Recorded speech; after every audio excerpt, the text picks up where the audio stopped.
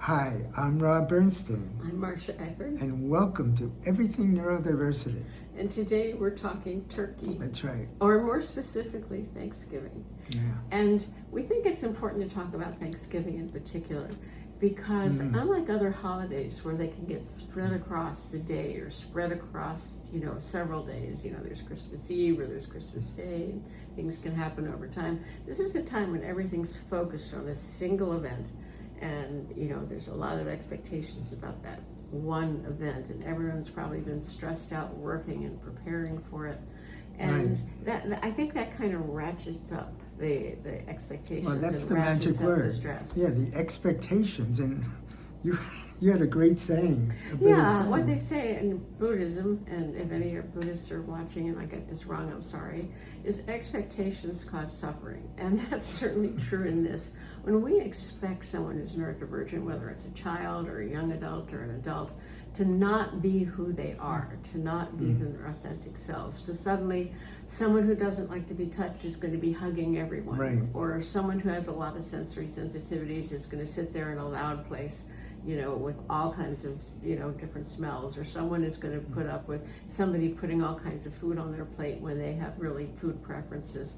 That's just not going to work. Or dealing with what kids might think is stupid questions. I remember turning like 10, and we had a family gathering, and some uncle said, "How does it feel being 10? Like, well, really? Like, I still remember that. So what we want to do is minimize this stupid factor. And for one thing, it helps to have things be predictable. So where are you going? Who's going to be there? What's going to happen? How long is it going to take?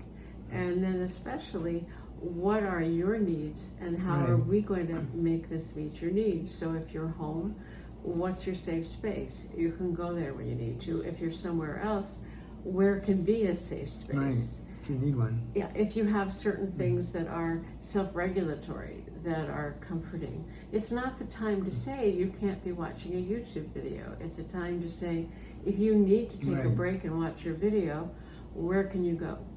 That's a good point. You know what calms your child down. Your kid knows it calms yourself down if you're an adult. And it's not only the safe space, it could be a fidgeting thing or a YouTube video or something. You might need that.